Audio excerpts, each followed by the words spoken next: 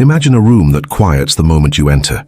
No threats, no speeches, just a pressure in the air that makes every glance slower and every breath measured. That weight is engineered, not gifted. Call it aura, the disciplined ability to set the emotional weather around you. The cold strategist builds it, never begs for it. Begin with scarcity of motion. Move like time answers to you. Every step deliberate, every pause intentional, every gesture minimized. Slowness creates suspense. Suspense creates tension. Practice entering thresholds and holding still for 3 seconds before moving. That pause instructs the room to measure you. Count your breaths, count their blinks, and let the timing teach them who leads. Replace greetings that spill energy with a nod and a steady look. Speak last when stakes are law won. Control atmosphere, and outcomes follow. People decide under tension, not logic, and your job is to design that tension. Enter on your rhythm, not theirs. Stop a step earlier than expected. Hold eye contact a heartbeat longer than comfort. Let silence do advance work before a single word. Silence raises the price of your voice. When you finally speak, keep the tempo steady, syllables weighed, verbs sharp. Declarative beats persuasive. You are not trying to convince, you are demonstrating inevitability. If interrupted, stop, look, wait, then continue where you left off. That reset tells the room you own sequence. Adopt anchor phrases that signal closure. That will be all. This is the course. Proceed. Place your hands where others can see them, but never fidget. Sit with geometry, square hips, grounded feet, aligned spine. A stable frame writes authority into their nervous system. Remember, people don't record every word. They record how safe or threatened they felt near you. Build unreadability like armor. The enemy of power is predictability, so remove clear tells. Neutral face, calm breathing, purposeful stillness. Speak in finished thoughts, not open loops that invite interrogation. Offer fragments when useful, never explanations under pressure. Ambiguity forces others to project, and people obey their own projections more readily than your arguments. Let them think they discovered your intent. Let them think they earned your attention. Meanwhile, you are mapping the board. Keep your calendar opaque and your motives modular. When you must reveal, reveal in layers that close as they open. Never argue over labels. Redirect to standards and outcomes. If someone insists on decoding you, give them tasks, not access. The unreadable man is not chaotic. He is curated. The mask is not a lie. It is a filter. What passes the filter earns contact. The rest collides with silence and learns. Aura thrives where narrative density exceeds available facts, and you control the sup. Discipline the body.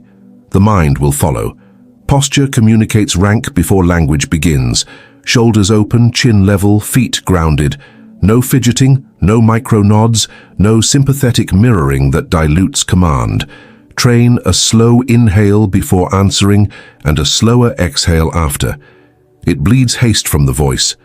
Remove filler sounds, prune adverbs, favor nouns and verbs that close doors.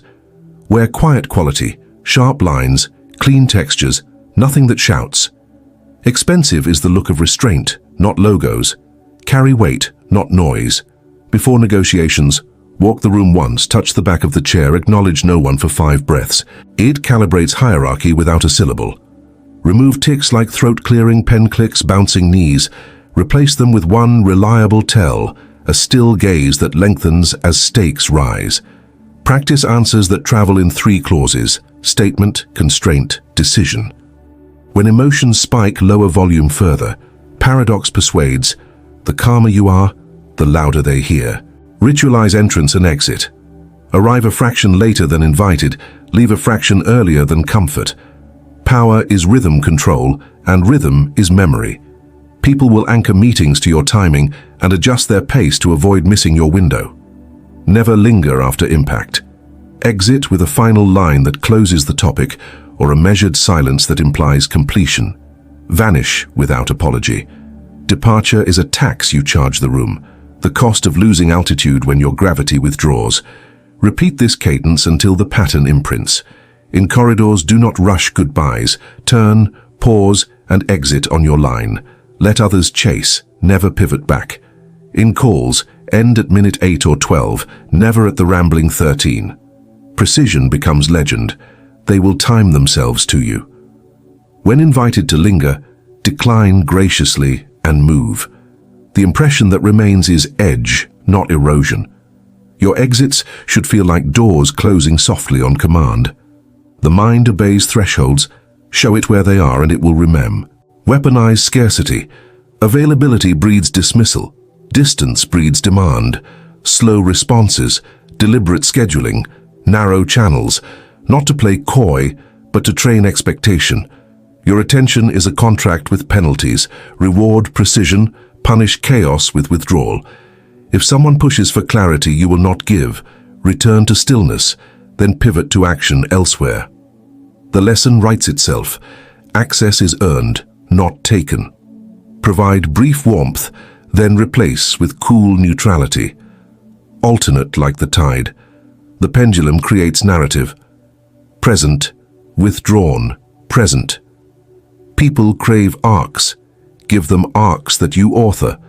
Protect mornings for deep work and keep afternoons for visible decisions. Publish boundaries once and enforce them without drama. Replace apologies with timelines. If they push again, change the channel to metrics.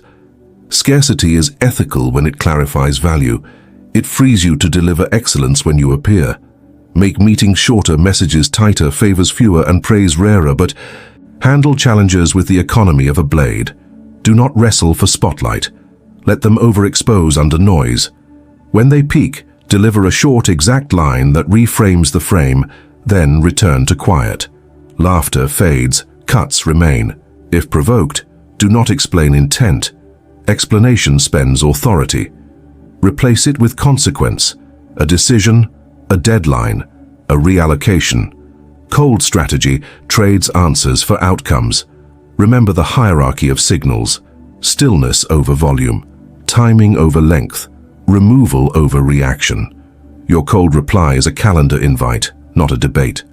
In public, pivot opponents into collaborators by assigning them responsibility they claim to want. If they refuse, the crowd sees the contrast, your restraint versus their hunger.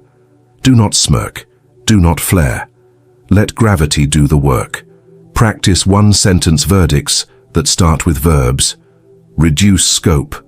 Change venue. Delay launch. Then be silent. The room will move to fill the quiet with action. That is command without spectacle. Steal in. Engineer myth. Facts impress for a day. Stories govern for months. Seed consistent symbols. The black notebook that appears when stakes rise. The single ring you turn before speaking. The exact phrase that starts decisions. Symbols let absence continue working when you are gone.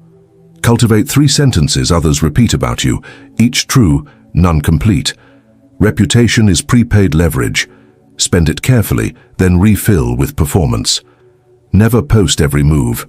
Never narrate process in public. Let visible surface data and hide design. Your feed shows results, not rehearsals. Your circle repeats your 3 sentences because you repeat them first. Symbols also guard your state. A specific playlist for focus, a jacket you only wear for negotiations, a pen that signs decisions. These anchors tell your nervous system what role to inhabit. They also tell the room a new phase just began. Myth is maintenance. Repair it with small wins, seal it with consistency, and refuse the temptation to explain yourself. Audit your environments. Rooms are arenas and layouts are weapons. Sit with your back protected and your view unobstructed. Keep bright light behind you when possible. Glare forces others to squint. Choose positions that command sightlines, ends of tables, thresholds, or the quiet corner that becomes a vantage point. Reduce auditory clutter. Lower music, slow crosstalk, control pace with pauses. In digital arenas, mirror the same rules. Concise messages, rare availability, decisive summaries. Calendar cadence is sovereignty. Control framing. Summarize stakes before opinions. Ask for constraints before ideas. Establish the rule that discussions yield owners, deadlines, and measures, or they end. Audit lighting, seating, and distractions before people arrive. The one who sets the stage sets the story. Digitally, batch replies, disable read receipts, and route decisions through concise memos.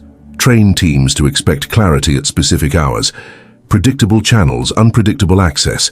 That keeps final law be unforgettable by being inevitable. Do fewer things done with such clean certainty that they reset standards. Let people ask themselves, what would he think, before they act.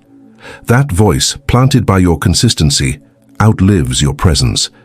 The cold strategist does not chase thrones, he becomes gravity, unseen, constant, inescapable.